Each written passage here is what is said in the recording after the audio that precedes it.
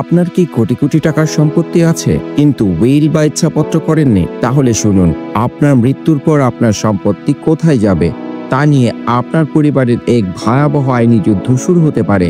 90% মানুষ মনে করে উইল না করলেও নাকি কোনো সমস্যা নেই, কিন্তু তারা জানে না উইল না করা মানে আদালতের হাতে আপনার পরিবারের ভাগ্য তুলে দেওয়া। আজকের এই ভিডিওতে আমরা জানবো উইল কি, কেন করবেন, আর যদি না করেন তবে কোনো আইন আপনার সম্পত্তির চূড়ান্ত মালিকানা ঠিক করবে।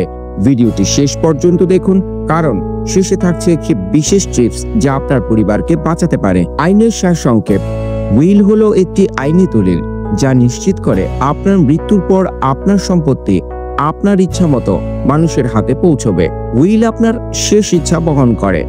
যদি কেউ উইল না করে মারা যান তবে তাকে ইনস্টেটেড বলা হয়। এই ক্ষেত্রে উত্তরাধিকারের বিষয়টি আপনার ব্যক্তিগত ইচ্ছা অনুযায়ী চলে না, বরং দেশের উত্তরাধিকার আইন দ্বারা নির্ধারিত হয়। মনে রাখবেন, বাংলাদেশের উত্তরাধিকার আইন মূলত ধর্মীয় আইন দ্বারা পরিচালিত হয়, অর্থাৎ মুসলিম হলে মুসলিম উত্তরাধিকার আইন এবং হিন্দু হলে হিন্দু উত্তরাধিকার আইন কার্যকর হবে।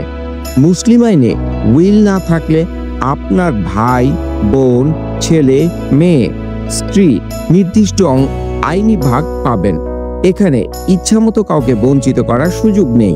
গুরুত্বপূর্ণ আইন ও ধারা: উইল বা উত্তরাধিকার সংক্রান্ত বিষয়গুলোর জন্য বাংলাদেশে প্রধানত দুটি আইন দেখা যায়।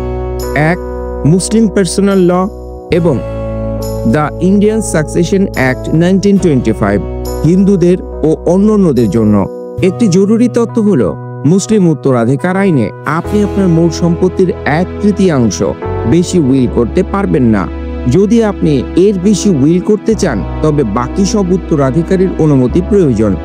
আর একটি বৈধ উইলের জন্য কিছু আবশ্যকতা দরকার: 1, লিখিত হওয়া; 2, উইলের সাক্ষী থাকা কমপক্ষে 2 জন; এবং 3, যিনি উইল করেছেন তার সুস্থ মস্তিষ্কের হওয়া।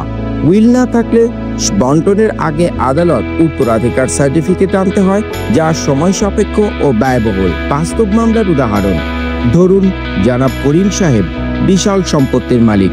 তিনি উইল না করেই মারা গেলেন।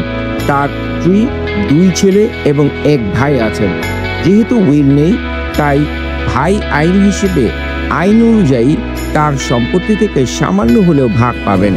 এর ফলে হয়তো স্ত্রী বা ছেলেরা বঞ্চিত হতে পারে। অন্যদিকে মিসেস সেনগুপ্তা উইল না করে মারা গেলেন। তার স্বামী এবং অবিবাহিত বোন আছেন। উইল না থাকায় আইন অনুযায়ী হয়তো তার বোন কিছুই পাবেন না, অথচ মিসেস সেনগুপ্তা হয়তো তার বোনকে কিছু সম্পত্তি দিতে চেয়েছিলেন। এই মামলাগুলি দেখা যায় যে উইল না করলে আপনার সম্পত্তি সেই ব্যক্তির হাতে চলে যেতে পারে যাকে আপনি হয়তো কিছুই দিতে চাননি। উইল আপনাকে আপনার শেষ কথা বলার সুযোগ দেয়। দর্শকদের জন্য করণীয় নির্দেশনা: আপনার বয়স যাই হোক, আজই একটি উইল বা উইল করার প্রক্রিয়া শুরু করুন। এটি একটি জটিল প্রক্রিয়া, তাই দেরি করা ঠিক নয়। নিজেই উইল তৈরি না করে অবশ্যই একজন আইনজীবীর সাহায্য নিন। সামান্য ভুলের কারণে আপনার উইল আদালতে বাতিল হয়ে যেতে পারে। উইল করার আগে আপনার সমস্ত স্থাবর ও অস্থাবর সম্পত্তির একটি পূর্ণাঙ্গ তালিকা তৈরি করুন। মনে রাখবেন, আপনার উইলের সাক্ষী যেন আপনার সম্পত্তির উত্তরাধিকার না হয়। করণীয় আহ্বান: উইল কেবল সম্পত্তির দলিল নয়, এটি আপনার পরিবারের প্রতি আপনার ভালোবাসা এবং দায়িত্বের প্রতীক। আপনার মৃত্যুর পর আপনার পরিবারকে যেন আইনি হয়রানির শিকার হতে না হয় সেই বিষয়টি নিশ্চিত করুন।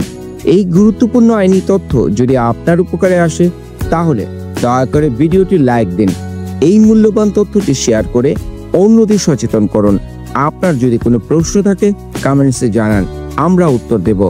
আর এই আইনি বিষয়গুলো জানতে আইনের পথে আলো চ্যানেলটিকে সাবস্ক্রাইব করতে ভুলবেন না। ধন্যবাদ এতক্ষণ সঙ্গে থাকার জন্য। আমাদের শর্ট ভিডিওগুলো দেখবেন এবং চ্যানেলটিকে সাবস্ক্রাইব করবেন।